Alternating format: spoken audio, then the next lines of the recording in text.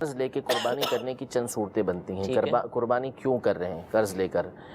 اب لے کر کرنا چاہتے ہیں کہ چلو اللہ تبارک و تعالیٰ کی رضا حاصل کریں, ابھی فی الوقت پیسے نہیں ہیں لیکن بعد میں آ جائیں گے, نہیں ان کے اوپر واجب نہیں ہے, اب یہ لے کے کر لیتے ہیں قربانی, بعد میں پیسے آئیں گے تو وہ دے دیں گے.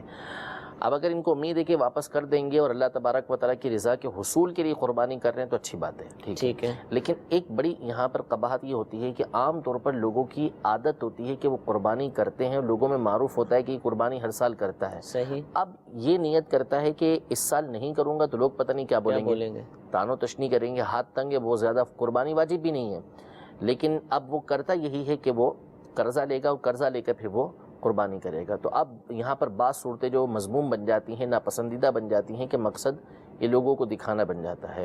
اور یہ یاد رہے کہ دیکھیں جس کے اوپر قربانی لازم ہوتی ہے, مثال کے طور پر تو اب ایک عادت ہوتی ہے کہ اچھا جانور, بڑا جانور لے کے آئیں گے یا بکرا لیں گے, ایک بندے کے اوپر ایک واجب ہے تو وہ بکرا لے کر آتا ہے. تو ایک صورت تو یہ ہے کہ وہ واقعی اس کی استطاعت اتنی ہے کہ وہ پورا جانور کر سکتا ہے, لیکن بعض اوقات بندے کا ہاتھ تنگ ہوتا ہے, قربانی لازم ہو رہی ہے اس کے اوپر, یعنی ایک ہی بندے کے اوپر لازم ہو رہی ہے. اب اس کے لیے آسانی ہوتی ہے کہ بعض مقامات پر حصوں والی قربانی ہوتی ہے, سستی ہو جاتی ہے, تو وہ اس میں آسانی کے ساتھ حصہ لے سکتا ہے. لیکن اب یہ کہتا ہے کہ اگر نہیں کروں گا تو لوگوں کو پتہ کیسے چلے گا کہ میری قربانی اس دفعہ میں نے قربانی کی ہے یا نہیں کی, تو اس لیے پھر وہ قرض لیتے ہیں اور اس وجہ سے بعض اوقات آزمائش کے اندر آتے ہیں. اگر ایسی صورتحال ہے تو پھر گریز کرنا چاہیے, جتنی اللہ تبارک و تعالیٰ نے استطاعت دی ہے اس کے مطابق قربانی